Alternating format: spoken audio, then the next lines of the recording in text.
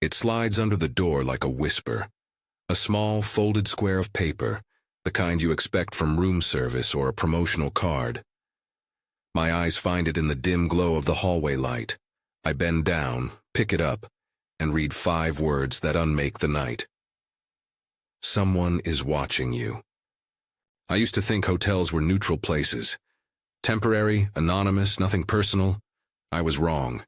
I didn't notice how thin the walls were, how easy the locks could be bypassed, how a building full of strangers could feel like the loneliest place on earth until it all started happening to me. These are the nights that changed the way I travel, and the way I sleep. The first time was in Pennsylvania. I had landed late for a conference, checked in on autopilot, the clerk half asleep behind the desk, a dull smile and a room key card that buzzed like a promise. The lobby smelled faintly of lemon cleaner and old smoke. Carpeted stairs folded into a third-floor hallway that felt like every hotel hallway you've ever walked down. Beige walls, framed generic art, a distant hum of refrigeration. I remember setting my suitcase down and thinking how ridiculous it all would be in the morning. I checked the chain lock when I opened the door out of habit, flicked on the lamp, and left the TV on low until I drifted off. Sometime after 2, a sound woke me. The paper slipped, a small, deliberate noise against the wood. There are small noises you can rationalize, a cart in the hall, a dog barking, and there are noises that lodge under your tongue and won't let you name them. This was the latter. I sat up, throat dry, and saw the folded corner of paper lying half in the doorway, half in the light. When I picked it up, the handwriting was cramped, impatient. The note said, "Someone is watching you." I did what I think anyone would. I pushed the deadbolt, I locked the chain, I checked under the bed and behind the curtains, even though I knew checking would feel foolish and invasive and absolutely necessary. The bathroom offered no loophole. The closet was the usual empty rectangle of hangers. The peephole showed only dark carpet and the dull glow of the hallway light. I told myself it was a prank. A weird, cruel prank by another guest. I told myself it had to be. 20 minutes later, enough time to decide that maybe I was overreacting. There was another slide and the same soft scritching sound on the wood. The next note sat pristine at the edge of the doorframe. This time the handwriting was the same, but the words were different. I liked the lamp on. I looked. The lamp I had left on was tilted just so, the lampshade leaning like someone had brushed past it. My heart did a small, tight thing. I sat with the light on and the TV tuned to static, timing my breaths. I remember counting minutes that felt like hours and replaying all the mundane possibilities in my head. An over-eager housekeeper, a maintenance worker, a child from the floor above. The windows were locked, the chain was engaged, but the sense of space around me had shrunk to the width between closed door and my bed. When the third note came, the message was simple and direct. I'm inside. I walked the room again. I ran my hand along the sill of the window and felt the catch give a whisper under my fingers. Not the easy slide of a latch doing its job, but the slight looseness of a mechanism that's been tampered with. There was a faint scuff on the edge of the frame, as if something heavy had been forced inward, and then pulled away. My mouth went dry. The room felt smaller, as if the air had folded up around me. I left before 3 in the morning. I stuffed everything into my bag in a hurry that left me clumsy, feeling like I was trying to outrun the minutes themselves. At the desk, the front clerk blinked when I told him what had happened, as though the mixture of words I was spilling, note after note, the broken catch, were a kind of joke he'd heard before. He offered me a refund and said he'd look into the cameras.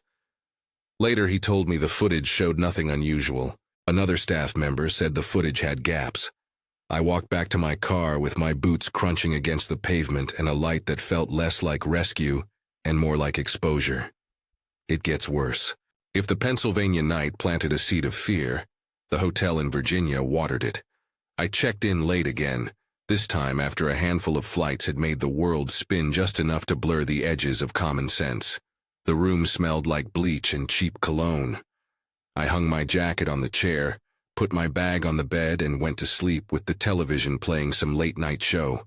When you travel for work, exhaustion is an ally. It lets you skip the suspicion you'd normally give to strange things. I woke to the sound of the doorknob, the slow, precise turning of metal. At first I thought it was a neighbor. Then the hotel corridor light spilled a narrow rectangle across my door. The knob turned again, this time with a little more force, and I could hear the faint whisper of a key. There are keys you can hear from the inside of a room. They have a certain rhythm, the little click that tells you the tumblers are aligning. This was the click of someone trying a lock that did not belong to them, or maybe someone who did. Someone pushed the door open a crack. A face in that narrow slice of hallway caught the edge of the light. A low voice said, "Housekeeping." There was a rustle, the sound of fingers through fabric. My bag had been left open on the bed. When I moved, the person in the doorway withdrew as if they'd been interrupted. The door closed softly and the corridor light blinked back to sleep. In the morning, my wallet was moved to the bathroom counter. Nothing significant had been taken, but my toiletries were rearranged in a way that felt like someone had been learning the room with their hands. I went to the desk and asked to see the footage. The clerk seemed surprised I wanted details and then quieter when he said it. "There's a guy in the video. He uses a key." He pointed to a grainy clip. A man in a dark jacket breezing down the hall, slipping his card or key into the lock, walking in as if he had a right to be there. The footage showed him leaving and returning at odd hours, always the same man, always moving with the calm of practiced habit. The thing that got to me wasn't just that someone had been in my room. It was that someone had a key. Master keys exist, maintenance people exist, housekeeping exists. But you realize, watching the footage, how small the difference is between someone who is supposed to have access and someone who shouldn't. The man on the screen looked at the camera for a moment and kept walking. There was no flourish, no sign he expected to be watched. He acted like a part of the furniture. I didn't go back to that room. I slept in my car in the parking lot until dawn. I found myself circling my phone like a talisman and then hating that it felt like protection. The hotel apologized, offered compensation, suggested I move to a different property. None of it felt like enough. Not because of the money or the inconvenience, because the idea that someone could simply open a door with a key and walk through your life for as long as they wanted had changed a private geometry in my head. Suddenly hotels were porous. That same winter, I was in New Jersey for a weekend that had been supposed to be low-key. A movie, a friend's show, nothing that merited being remembered. I checked into a small chain place. No frills. The kind with a vending machine that hums like a small animal. A hallway carpet the color of beige regret. My room was on the second floor. It had the usual closet with a mirror door that never seems to reflect the real shape of a room. It had a small, suspiciously echoing bathroom. At some point in the early hours, I woke to the sound of breathing. Not the distant, rhythmic breathing of the HVAC, but a slow, close inhalation that had the intimacy of being shared across paper. It seemed to come from the closet. I lay frozen and listened. The mirror in the closet door wavered with the dark, and the handle moved as if someone inside had rested a hand there. Then the door swung open just enough to make a squeak and closed again. It was the close-in ass of the sound that did the thing. Not violent, not dramatic, but intimate, and inside the bones. I called the desk. The clerk on the phone suggested I was probably hearing a neighbor or that housekeeping might be moving carts. "These old closets make weird noises," he said. His voice was placating. He sent someone up, a line I would later regret taking at face value. The staff member who came checked the closet with the mechanical, skipless efficiency of a person who does this job 100 times and sees no reason to be surprised. He reported nothing. The front desk said it was probably a maintenance issue and offered me another room. I dragged my things to the new room and double-checked the locks. I slept with the light on, each breath a negotiation. At 3 in the morning, the world outside my door woke up. There were cartwheels, the squeak of rubber on tile, the hollow rhythm of something heavy being pushed, the sound of someone breathing. Not human breathing necessarily, but breathing shaped like a person, lingered right outside the door, as if someone had leaned in and listened. I pressed a chair against the doorknob like an old trick I'd learned from a roommate once. The chair made a little creak under the pressure, and then felt like a small sentry. Dawn came with a listless sort of light. At breakfast, the manager mentioned in passing, offhand like a thing you say about weather, that one of their night housekeepers had been missing for a couple of weeks. No details, no alarm. Just a blank space in the schedule that they'd been filling with temp staff. I left early. I kept telling myself the gap in the staff roster didn't add up to anything, and yet the footage of carts moving the way they did, the breathing outside the door at the time that person had been scheduled to work, all of it threaded a line through my head that I couldn't pull apart. Someone, somewhere, had access to rooms in a way that made me feel watched instead of sheltered. As these things piled up, I started to collect stories rather than forget them. I found myself telling the tale to a friend who did night shifts at a different chain. He didn't laugh. He listened the way people do when the normal rules of a place are being rewritten. Then he told me one night something he'd seen at the hotel where he'd worked for years. It was a different voice now. Someone who knew the odd rhythms of a building. The way an empty pool sounded in the winter. The way a janitor could move so quietly you almost forgot they existed. He told me about a night when he was making his rounds and found the lifesaver from the pool tossed on the concrete without explanation. The pool was covered and empty. No guests, no children, no reason for the lifeline to be out of place. He picked it up, figured some kids had been messing around, and carried it back. Later, in the same shift, he heard a noise coming from the guest tower. The isolated wing where a string of identical doors faced a sky you could see like a rectangle of black. He was doing a little maintenance job in the upstairs pantry when the radio went quiet. The fluorescent lights hummed like an insect, and then he noticed the air drop in temperature, a heavy, unnatural cold that isn't the sort of cold you get from an AC unit. It felt like stepping into shade when the sun had been warm on your skin.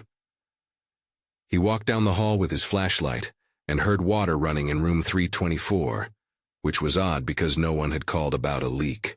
The sound of a toilet flushing echoed in the tiled smallness of the corridor. He pushed the door open without knocking because the sound had urgency. The room was empty, towels folded on the bed. The toilet stopped. He stood in the doorway, flashlight arm trembling, and then he saw it. A tall, dark shape in the corner of the room, so black it didn't read as shadow. It didn't have features like a face or clothes. Dread like an absinthe shaped in human proportions. Solid enough to block light yet not catching any detail. It stood maybe a little taller than a man. No reflection in the television screen. No sound. He told me he felt a pressure at the base of his skull, like the moment you go underwater and your ears pop. His hands lost their strength. He left the room and kept walking. He said he never returned to that wing again that night. He called in a favor the next morning to have someone else check, but the details he offered were fuzzy in a way that made sense, where memory rushes to tell a story and finds the words inadequate. He was emphatic about the cold, about the way the outline didn't look human. He used the word figure and then stopped. He insisted he wasn't trying to impress me. He was only telling me what it felt like to stand in a place where the rules seemed suspended. You can file that under unexplained, or you can file it under maybe a trick of light or maybe stress and too many late shifts. You can say, as I have, that the mind will fold what it needs into empty shapes. You can guess 100 rational things. Projection, fatigue, a trick of a camera angle, a billowing curtain turning a dark coat into something monstrous. But when you add a faceless silhouette to a series of nights where keys work too easily, where carts squeak in the small hours, where notes slide under doors telling you someone is watching, the list feels less like a coincidence and more like a pattern. Patterns are how fear builds, not like a single thunderclap, but like the persistent tick of a clock in a room where you expect silence. Each incident by itself could be dismissed. Together, they make a kind of architecture for unease. The notes, the broken latch, the man on camera with a key, the breathing in closets, the missing housekeeper, the black figure that didn't reflect light. They don't make a clean narrative. They make a feeling that the space designed to shelter you can be occupied by someone who has no reason to be there. After those nights, my habits changed. I stopped taking the first room offered. I started checking locks with a studied thoroughness, running a phone light along the frame and the latch. I carried a portable doorstop for a while, the little rubber wedge that feels absurd and fierce in your palm. I would knock on door frames as if testing them, listen for duplicate constructions through the wall, and wake at the slightest scrape of rubber. I found myself scanning the hallway at odd hours for faces, for hands at the doorknob, for anyone who seemed to be moving too purposefully through the anonymous geography of other people's temporary lives. What I learned most of all was how porous anonymity can be. Hotels function because people consent to a certain invisibility. You sleep near strangers and trust that the institution, the front desk, the cameras, the staff, will be a boundary between your private world and theirs. When that boundary shows gaps, when it becomes a thing someone can slip through, the ordinary feeling of being watched becomes terrifyingly plausible. There are explanations that sit like thin glass over these stories and refuse to break. A stolen master key, a prank that escalated too far, a housekeeper who became trespasser, someone hiding in the walls to avoid being noticed. There are rational reasons I would prefer: poor camera angles, equipment failures, human error. But there are also small, stubborn facts that resist tidy closure.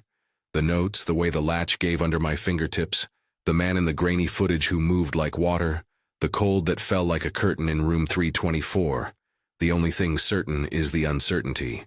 The reaction from staff runs the same gamut: apologetic, evasive, bewildered. Some folks are earnest. They want to make it right. Others have become adept at smoothing edges, at offering vouchers and moved reservations to diffuse the complaint. I once stayed in a place where the morning manager handed me a voucher and said, "We have no record at all of someone entering your room," even as the same colleague at the desk that night had said there were gaps in the footage. Contradictions like that are not proof, but they are disquieting. They suggest not a single answer, but a series of small failures and decisions that together make a place less safe than it should be. You start to wonder what safety in a hotel really means. Is it a lock that satisfies your hands? Is it an attentive staff person? Is it footage that captures everything? Or is safety a willingness to believe in the goodwill of strangers until experience tells you otherwise? And if goodwill isn't in short supply, what happens when someone decides to erode that trust slowly, by degrees, sliding a note that says, "Someone is watching you," and returning later to see if you'll leave the lamp on? There are nights I replay, and nights I refuse to relive. There are small routines I adopted that feel both protective and pathetic. Checking the bathroom, sweeping a flashlight across the closet, leaving a lamp on, and turning the TV up low until my eyes finally betray me. I installed a small app that journals the location of the keycard when possible. I stopped booking top-floor rooms, because proximity to exits felt less safe than the false shelter of being surrounded by more lives. The most unsettling part is not that a person could get into a room. It is the fact that when they do, the institutional response is often a shrug or a procedural script. "We'll look into it." Cameras that show nothing. Staff who don't remember the same details. Those are not answers so much as buffers that leave you with the story and no solution. Fear, when it isn't dramatic, is almost always bureaucratic. Paperwork, vague promises, and the slow shrug of systems not built for the intimate terror of a note slipped under a door at night. I still travel. I still need to for work, for friends, for the small fidelity of a life that can't be lived in one place. But I don't move through anonymous rooms the same way. I check the seams, the little things that used to pass unnoticed. The telltale scuff on a window latch, the arrangement of pillows, the way a lamp leans. I ask different questions at the desk. I watch the hallway more closely. I sleep with my phone in hand and a light in the corner, because the dark is no longer a neutral thing for me. It's a place where a folded piece of paper might appear, where breathing might come from behind a closet door, where a man with a key might move through a room like an uninvited memory. Maybe some of what I've told could be explained away. Maybe cameras failed in all the right places. Maybe sleep deprivation exaggerated shapes into silhouettes. Maybe housekeeping carts and ill-fitting locks account for every scrape and rattle. I hope some of it does. I find I prefer rational answers. They feel like something to repair. But there is a stubborn part of me that remembers the specific texture of that last note on the 3rd floor in Pennsylvania. The way the broken latch felt under my hand like a secret being revealed. The way the man on the grainy footage walked with the calm of someone who belonged. Those memories don't need villains painted for them. They only need the possibility that someone else could stand where you lie sleeping and watch. And so the fear lingers in a small, domestic way. Even now, when I check into a room, when I set my phone down and lay back, I am aware of the possibility of a paper sliding under the door. The thought flares. What would I do if that happened again? Would I believe it for what it is? Or would I explain it away to preserve the fragile illusion of rest? Those questions are as much a part of traveling now as the hotel shampoo bottles and the card on the desk. If this has got under your skin, and you want to hear more stories like this, stay with me. There are more nights, more corners of corridors, more little noises that mean more than they should. The last image I carry is small and precise. The dark slit of a peephole when you press your eye to it, and find nothing but the hallway light reflected like a distant star. You expect to see a face or a shoe or a hand. Sometimes you see nothing at all. Just the outline of the corridor, and the faint smudge where someone else's life brushed by. I still lean in, even though I'm learning that leaning doesn't always make things clearer. It just brings them closer. If you made it this far and you want to hear more true hotel stories, like and subscribe. There's a playlist waiting that dives deeper into nights like these. But whatever you do, if you ever find a folded note by your door that says, "Someone is watching you," remember the small, practical things. Chain the door, look for loose latches, and keep the light on. And remember that a hotel is a building of strangers. Sometimes that fact is benign logistics. Sometimes it's the thing that allows someone to cross a line you hadn't known was there. The rest is what we tell each other in the morning, when the light has come, and we are trying to make sense of the night.